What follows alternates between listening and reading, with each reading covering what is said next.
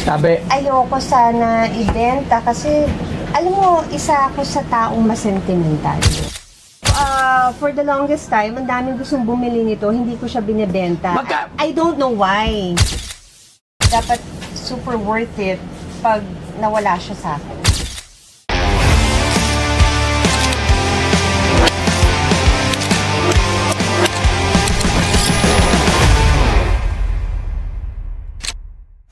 okay, sino ng bisita? Papasukin ang ating bisita. Sige po. Sino yan? Oy! Oy! Oy! Ano ba ka? Ito lang! Oy! Si Ma'am Aramina! Ma'am Aramina! Kilala niyo ba si Ma'am Aramina? Ma'am! Uy, hindi ka Ito lang! Ha? Si Ma'am Ara! Hi, Ma'am Ara! Hello! Hi! Grabe! Hi, Ma'am. Baka may ulit, Ma'am. Baka may ulit lang. Oo. Hello! Ha? Bakit? Ang ganda niya. Thank you! Timeless. Ageless. Di ba idol mo yan? Idol. Siyempre. Mga idol. Pero mas idol niya si Christine. Oh, Sabi niya sa akin. Mga idol na idol ko. Ma'am, pwede ba? Nilight na nga niya eh. Nilight na niya nung sinabi ko idol mo siya. O sana mapunta rin si Ma'am Christine dito. Pero ma'am, anyways, kamusta po ang nag-iisang Aramina? Okay naman. Ito, nagkaroon tayo ng time para bisitahin itong Pinoy Pawn Stars. Yes, Grabe, pwede ka na magtayo ng museum. Actually, ma'am, meron. Mga January, nakatayo na po siya with the auction house and everything. Pero ma'am, alam ko sobrang busy nyo ngayon kasi, di ba, nung makaraan, magkasama tayo sa Pasig. And okay lang ba sabihin ko, ma'am, sa ano na, you'll be, ayan, si Ma'am Ara kasi is running for a counselor in a district 2 sa Pasig City. Ayan, kasama niya sila Ma'am Sara tsaka sila yung buong team. Team, ano ba team na? Team Kayadis. Team Kayadis. Yun, Team Team Kayadis. Ayan, so... actually, syempre, galing lang tayo sa bakasyon. So, sa start na kami maging busy tomorrow. Yes, so, sabi ko, araw-araw na. Araw-araw na ulit. So, bago maging busy, matagal mo na rin ako ini-invite to visit your shop. Labs, yung una ko siya nakita, sabi ko, ma'am, baka meron kang something, especially yung mga kusan siya na sa mga role, like, sa acting niya. Acting sa yung Manopos, di ba yan, isa yan. Yes. Hinihiritan ko na talaga. Oo. Ito na po ba ang tamang panahon? Parang feeling ko, ito na ang tamang panahon. Kasi, kaya may mano ko, 2002. So, 22 years na. 22 years. Original naman po. Yes, original. Original and cast. That film, I won my first Best Actress Award there. First? So, yes. First Best Actress. Actress. Unang pinanghal na Best Actress. Pero syempre, hindi yung trophy ang Ibebenta or papa-auction ko. Kasi, you plan it to auction. Yes. Kasi sabi niyo ma'am sa akin, nabanggit niyo doon, yung pinipid ka, ayaw niyo ibenta. Sabi, ayoko sana ibenta kasi, alam mo, isa ako sa taong masentimental. Pinapahalagahan mo. Pinapahalagahan ko. So, dapat, if ever, kung dapat super worth it pag nawala siya sa akin.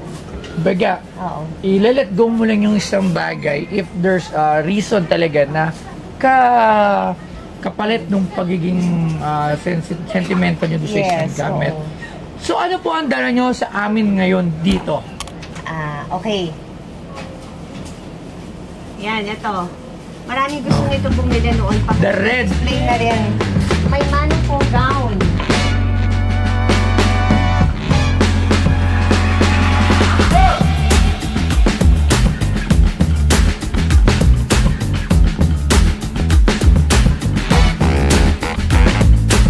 Ang Mano po ay isang 2002 Filipino drama film na ginawa ng Regal Entertainment at isang entry sa 2002 Metro Manila Film Festival. Ang pamagat ng pelikula ay tumutukoy sa paggalang kilos na ginagamit sa kulturang Pilipino bilang tanda ng paggalang sa mga nakatatanda. Nakatuon ang pelikula sa buhay ng Chinese-Filipino community. Ang Mano po ay pinagbibidahan ng isang all-star cast na pinamumunuan ni Maricel Soriano, Richard Edward Gomez, Chris Aquino at Aramina. Sina Eddie Garcia at Boots Anson Roa ay gumaganap bilang patriarch at matriarch ng Go Clan ayon sa pagkakabanggit. Ang pelikula ay nanalo ng pinakamaraming parangal sa mga film awarding bodies, kabilang ang 12 parangal sa ika-28 Manila Film Festival noong 2002. Ang Mano Po ay kabilang sa mga nangungunang kumikitang pelikula sa oras para sa Metro Manila Film Fest. At ang binebenta sa Pinoy Pawn Stars ay ang gown na ginamit ni Aramina sa pelikulang Mano Po.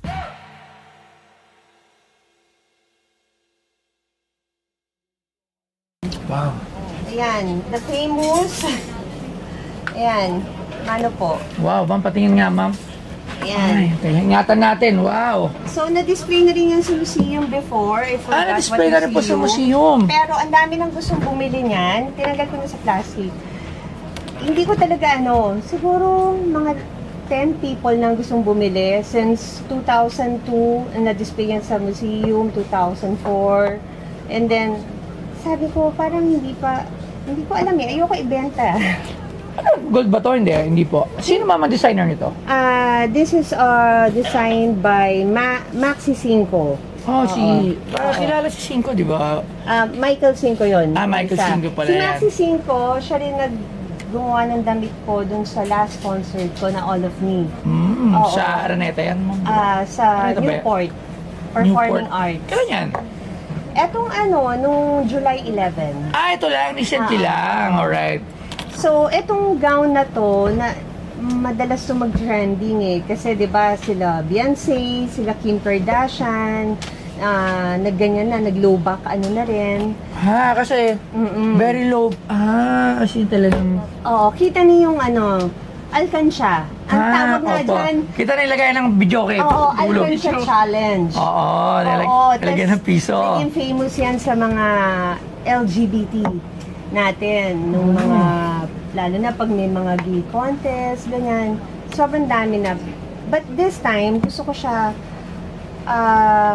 ipa-auction. Pwede mo ba akong tulungan na ipa-auction? So, you're not selling it right now? Tama po ba, ma'am? Para lang po malinaw. Hindi. Kasi meron akong paglalaanan ng pag na-auction to sa magandang price. Alright. So, parang papases.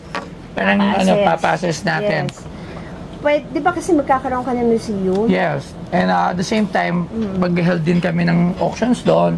Yun. Kasi mga gamit namin, at the same time, yung mga pwedeng magpa-auction, gaganapin din doon. Yeah. So, I think, kasi maganda ang... I love this gown. Ano naman yung naging dahilan? Bakit nyo balak to ipa-auction sa susunod na mga panahon? Well, alam kong kasya pa rin siya sa akin ngayon, but hindi ko na rin siya masusuot. Alam mo naman, pag artista, hindi na pwedeng suotin ulit. So, basta gusto ko magkaroon ng, kumbaga, itong plano ko dito, galing sa Mano Po gown ko. Parang gusto ko kasi plano ko magtayo ng assistance center. Assistance center, yes. Yung parang action center din niya. Parang... Yes, for PWD. For the PWD. Particularly, syempre, sa barangay ko sa Santolan, kasi doon talaga ako lumaki. Sa Barangay Pasig. Santolan, Pasig. Because I have a Down syndrome na sister. So, nakaka-relate ako sa mga may PWD na kamag-anak. Kasi kasayang ma'am, kanina nandito actually. Meron tatlong anak niya is may ano ba yung TSM? Basta autism. So tatlo po. Isang kambal, tapos isang babae. Yung kambal, dalawa? Yung kambal po, pares sila may autism. Tapos yung sumunod, meron din po. Bali, 4 yung anak niya, yung bunso lang yun. So, nagbenta siya kanina. Hindi naman ganun kamahal yung binenta niya. So, nagbigay din kami kahit pa paano. Pero kasi ang hirap, hindi sila nagsasalta. Mga 10 years old na. Tsaka hindi na rin 10 years old na? Yun eh. Katulad yung assistance center na yan, pwede tayong dyan for assessment. Yes. Kasi yung therapy. Therapy. Wala kasing wala silang, iba walang capacity para magpa-therapy, para magpa-assess. Mahal. And yung assistance center na yon, iaano rin natin yung laws of ordinance na pwede nating i-push pag tayo pinalad. Alright. Ipupush natin yung ordinance na para dapat sa kanila na yung talagang magbe-benefit sila.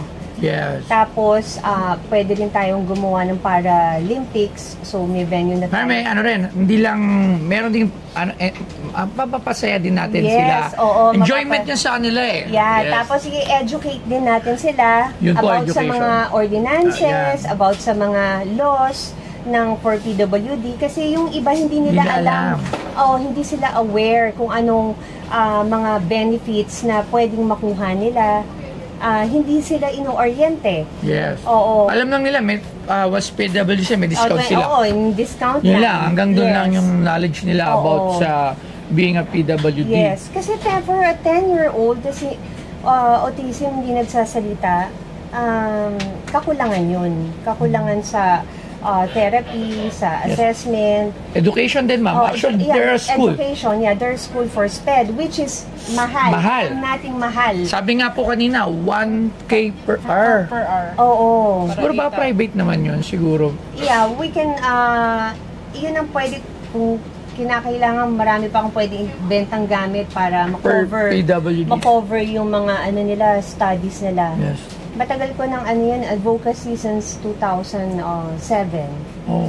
Oo, dahil nga nung nagkaroon na ako, na-encourage na ako na, dahil nga sa kapatid ko, I think, tulong tayo sa, sa mga disabilities. Ang ganda nung gusto niyo pong mangyari Yes. kasi, Hindi dahil tatakbo ako.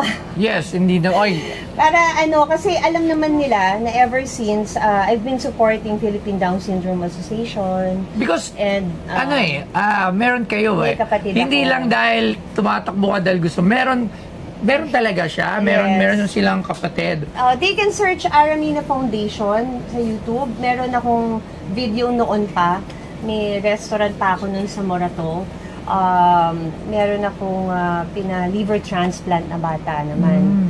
Oo, nag-concert ako sa Araneta Coliseum noon para sa benefit ni So, first time niyo po Actually, mag-run. binata na siya. Hindi ko Ayun, natulungan niyo. Oo, binata na siya. Artista pa lang kayo nun.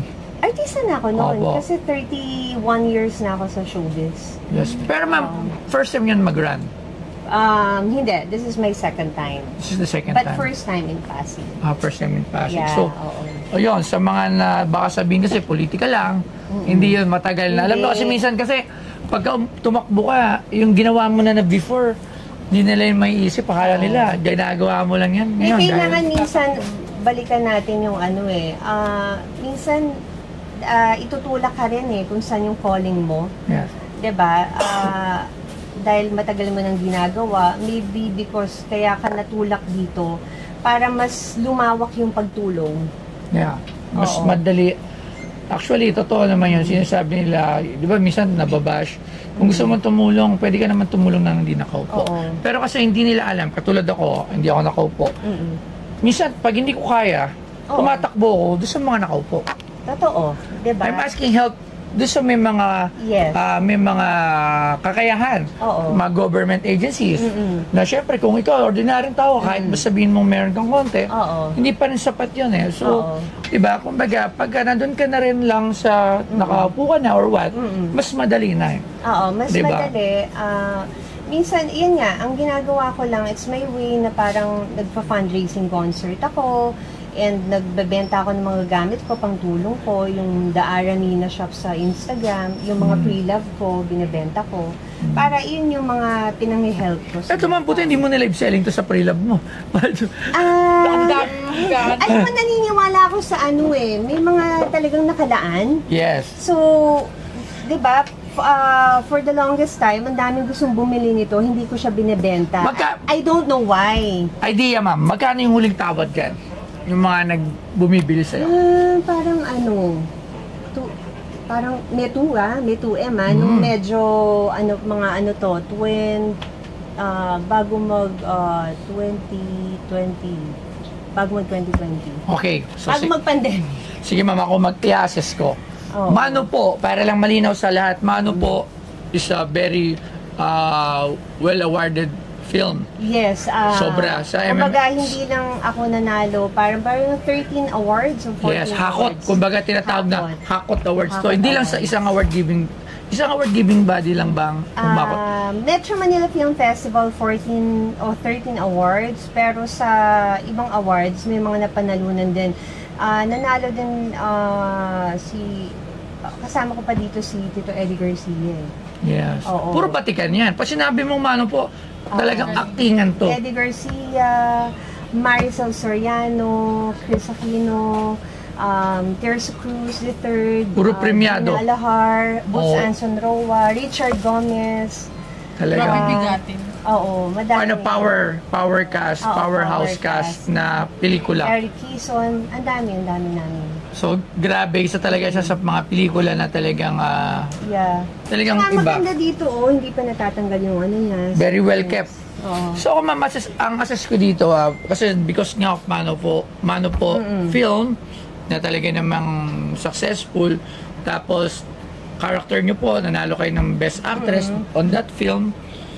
Sa condition niya, makikita mo naman na maayos lahat. Walang repair. Yes, walang tanggal. So, eto, kaya may ganyan. Ito yung parang pa-arte yan na may design na parang may pa-necklace pa. Diretso sa alkansya. Yes. Merong design sa Ihuhok mo dyan. Ako para sa akin, assessment value ko nito, ma'am. Kasi, especially sa mga Chinese community. Diba? Kasi ano siya, yung Mano po is a film about parang values din po, diba? Na, diba tama po ba ako? Yeah, Filipino-Chinese culture. Yes, culture, values. Na ayaw, pero ngayon kasi medyo modern na. Modern Yung sa role ko, ayaw nila kay Richard Gomez dahil Filipino si Richard at police. So gusto nila businessman, Chinese, Chinese at mag-aral, talagang maging fluent ako sa Chinese. Yes, kasi usually man, pag Chinese ka, babae ka, you don't have the, parang wala kang power sa Chinese di ba? Yes, oo. Yung mga lalaki lang, di ba? So, pwede tayong tumawag, hindi pala Chinese yung nandito. Singaporean pala yung kaibigan ko rito. Pwede tama, Singaporean yung expert natin, mali-mali pala yun, si Margot. So, sa Chinese, ganun siya. So, maganda talaga yung film. Siguro ako, for me, siguro I will start the auction price nito sa mga 2.5. 2.5. Okay. Yes. For me kasi maganda to itayo sa manikin, tapos malay mo right after kunyari na-auction na to. Yung fellow cast mo, mabuo mo siya. Yung parang nakita ko sa GMA yung costume nila sa Sangre, nandun sila lahat. Diba? So, kompleto. Maganda kasi yung isang collection pag kompleto. Maganda. Yung ito maganda. So, siguro ma'am, I think siguro around, you can start to 2 to 2.5. Okay. No problem with me. Yes, tapos I will help you sa auction. Pwede natin tong i-showcase and with the... Pero hindi mo pa ito bebenta ngayon. Pwede ko na itong... Yan Oo nga ma'am, kita na yung nilalagyan ng token. Token, yan. Oo nga, ayun Ay, oo nga. Ay, kamukha ni Princess na ito, tinan mo. Success. Hindi, yung alaga namin dito. Di ba? Kasi may bangs din. May bangs din. Tapos ito yung Kim Kardashian and Beyonce. Sabi, kumbaga ngayon lang nila ginawa, pero nagawa ko na 2002. Yun. Tapos ang dami ng mga sumunod na influencers na... Sino yun? Ano ba nun? Basta yun. Yun na yun. Ako ma'am, pero kung bebenta nyo to sa akin ngayon, bibiling ko to ng 700,000 pesos. Kasi hindi naman niya bebenta, kaya, di ba? Pinasan mo na. Ha? Hindi, malay mo, ibenta bigla, hindi yari tayo nun. Hanggang doon tayo sa kain natin gilid, di ba? Kung sinabi ko 1.5, baka sabi, wag na natin po auction, boss Doyo, bilhin mo na, Hindi, pero mas maganda nga na po auction, para kasi mas marami yung pwedeng mag-bid. Especially... At saka, magandang mapupuntahan. Yes, it's for a cause. It's for a cause. Ang magbe-benefit yung PWD. Tsaka ayaw mo ibenta Oo medyo alam mo, grabe, pag sentimental kang tao, minsan nga kahit nga yung mga card, kinikip ko pa, yung mga uso yung note di ba? Bihira na kasi nagno-note ngayon Wala na. So, yun. Actually, kinikip ko pa yun. yung panahon ngayon, after ilang years, wala lang silang babalikan Wala, nabura na yung Facebook mo. Oo, totoo. Ako, nung nabura yung original kong Facebook, ang daming nawalang memories. Nawala lahat, pictures, messages. Oo. So, wala lang akong babalikan. Ang Iba pa dami. din yung naka-album, no? Iba yung naka-album, iba yung letter. Tapos pag nakita mo, katulad kami, nakita ko picture ko ng luma. Yeah. Ngayon, kung lahat iaasa mo sa digital. Sad to say, yung ibang albums ko na undoy. Ay, nabina. Yung mga baby pictures, yung mga diploma ko, lahat na undoy. So, ang hirap mag-collect ng memories na pag nakikita ko, buti yung debo ko, andyan pa yung iba kasi nadala ko yun sa akin hindi siya na undoy. Kaya, better na they start collecting memories. Yes. Hindi puro... Tsaka hard copy, lagi dyan tatandaan yan. Huwag kayong umasa sa digital dahil kasi pag kunyan, biglang nabura yan, nagkaroon ng... Yes. Ako, ma-social media ko, ma-telepono ako, pero alam mo yung ma-sentimental pa rin ako. I still prefer na yung mga ganyan, yung memorabilia.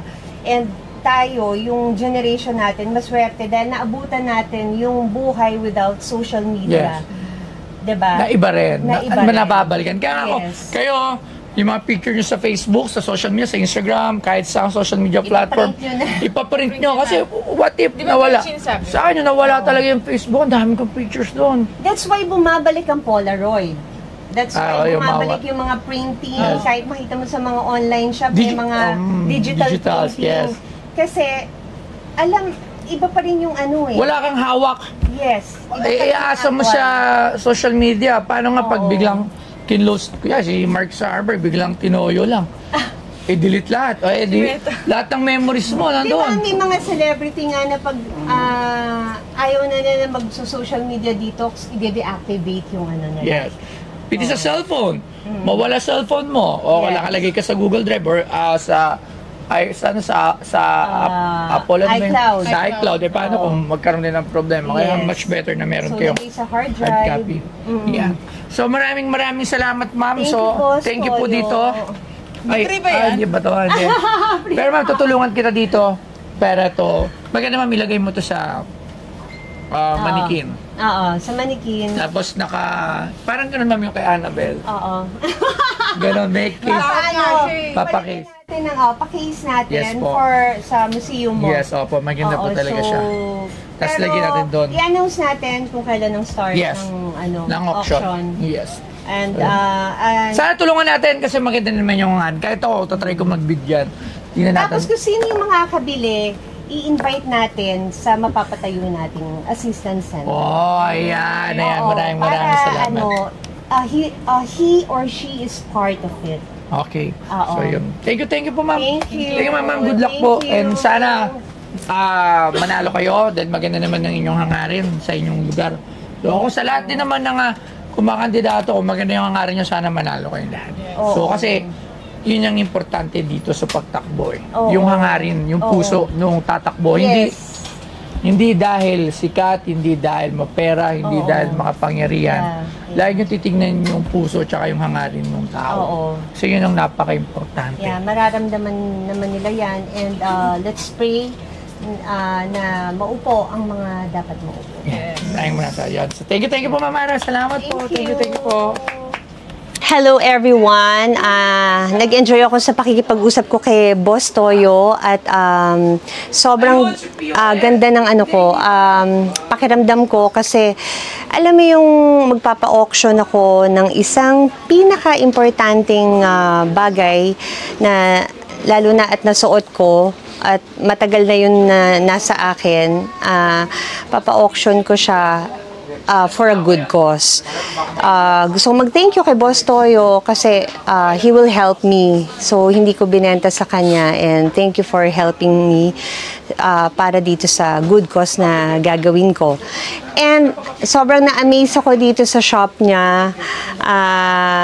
Kahit tapos na makipag-usap kay Boss Toyo, iikot muna ako. Gusto kong tignan. Kasi ano ako mas sentimental akong tao at mahilig ako sa mga memorabilia. So, I want to check out, take a look, yung mga, andito niya mga na-collect. And maganda yon dahil yung iba, nakita ko, may naabutan ako, merong nagpapaano din, nagbebenta. Talagang nakakatulong din si Boss Toyo. So, more power sa'yo, Boss Toyo, and good luck. I'm excited for your museum. I'll be supporting it. At syempre, makikita doon yung Mano Po gown ko. Sana po supportahan nyo dahil this is for a good cause. At kung sino man ang bibili ng aking Mano Po gown, i-invite ko siya doon sa plano nating ipatayo. Maraming salamat. God bless you all.